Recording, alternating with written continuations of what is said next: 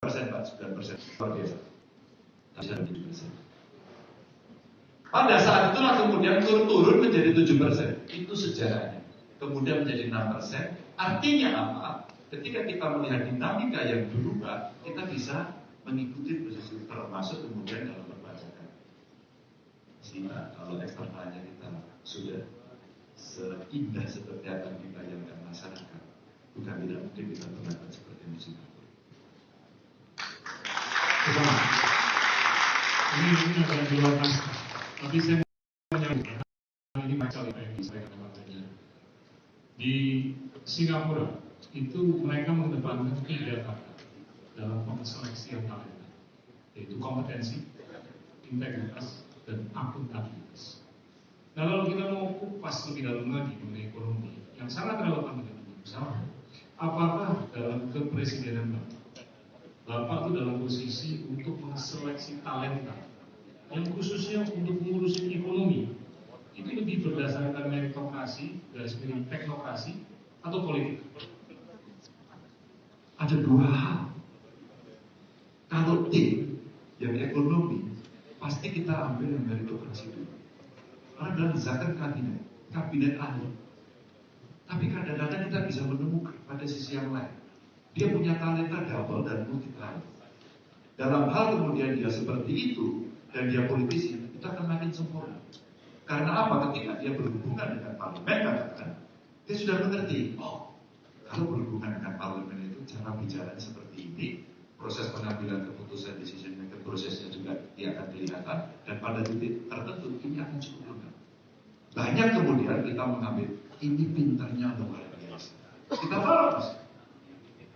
Tapi begitu berhadapan dengan situasi seperti itu, tidak terlalu tahan melakukan itu. Tapi meritokrasi dalam tim ekonomi menurut saya bersama.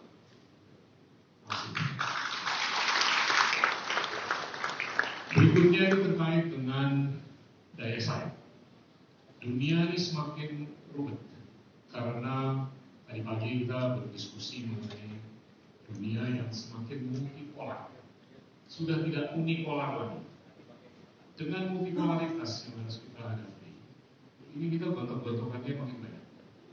Dan Indonesia ini nggak ada alasan untuk tidak bisa menjadi middle power yang sangat membanggakan. Ekonomi terbesar nomor 4 di dunia tahun 2045, demokrasi nomor 3, populasi nomor 4. Tapi kalau saya lihat dalam konteks atau era yang mana kita ini harus lebih melakukan bilateralisasi dan multilateralisasi, karena multilateralisasi ini semakin sulit. Ujung-ujungnya ini daya saing kita. Nah,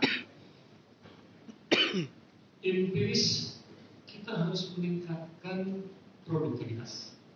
Nah, gambaran mengenai produktivitas kita ini masih relatif tidak terlalu tinggi. Produktivitas Indonesia atau produktivitas marginal itu hanya $25.000. Itu kapasitas rata-rata orang di Indonesia untuk memproduksi barang dan jasa per tahun.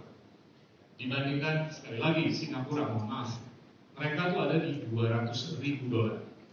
Rata-rata di Singapura mereka bisa memproduksi barang dan jasa dengan nilai $200.000.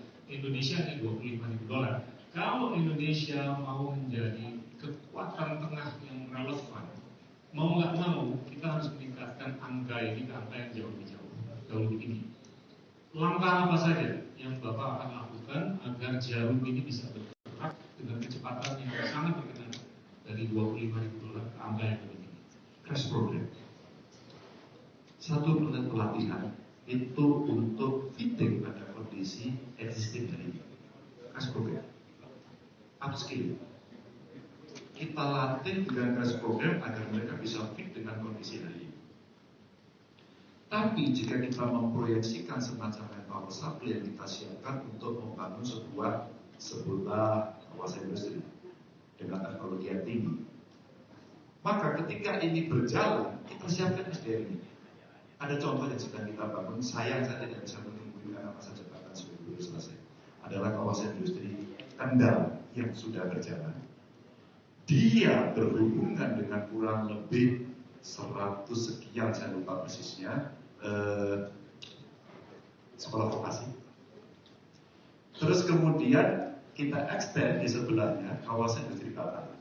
Yang saat itu kita desain bersama-sama agar ini bisa menjadi sebuah terobosan yang kita bisa dorong untuk bisa kita sampaikan. Sorry, sudah ada beritanya. Bukan ratusan, 30 industri DKI ini siap menampung vokasi dari industrinya. Tapi beberapa sekolah vokasinya kita siapkan. Nah, yang di Batam kita cek sumber daya alam, sumber daya manusia yang ada di sekitarnya. Maaf, tidak siap. Demikian juga di banyak tempat yang lainnya seringkali masyarakat yang ada di sekitar mengatakan kami hanya menjadi penonton dan kami tidak bisa dilibatkan. Apa yang dilakukan? Tes programnya pelatihan, kemudian membuat sekolah. Maka kalau di awal tadi kami sampaikan, kita ingin merancang proses industrialisasi dan ada titik-titik pertumbuhan ekonomi baru yang kita siapkan. SDM yang kamu butuhkan seperti apa? Kalau kemudian kita sudah menemukan itu, maka itulah minimum standar yang mungkin diberikan. Maka tugas negara, tugas pemerintah adalah menyiapkan itu, karena kita harus sekolah. Tugas industri pengusaha adalah menyiapkan spesifikasi yang ada. Mas, kalau sudah seperti itu, sudah ketemu, maka target dari perusahaan, target dari industri untuk seberapa produktivitas dia mesti dapatkan, maka akan tertuju. Tapi kita kalau tinggi, kami mau tinggi dan kemudian tidak mendapatkan SDM yang baik, jangan pernah bermimpi. Kecuali SDM-nya ini dipotong dan kemudian diganti semuanya dengan robot. Meskipun kita akan tercapai. Ini ada satu industri rokok Mama di Jawa Tengah. Satu lintingnya masih dikerjakan, tapi sisi yang lain dia sudah dengan mesinnya. Sangat canggih sekali, sangat canggih sekali. Pesertanya pada pemiliknya. Kenapa yang ini tidak diganti dengan ini aja? Kan efisien. Jawabannya sungguh membuat rasa kemanusiaan kita berjuang. Mas, saya sebesar ini karena mereka. Itu yang tidak akan pernah sampai kapanpun, meskipun kami tahu kinerjanya miskin. Tapi untuk kebutuhan produksi dan performa perusahaan kami, maka kami buat yang sangat modern.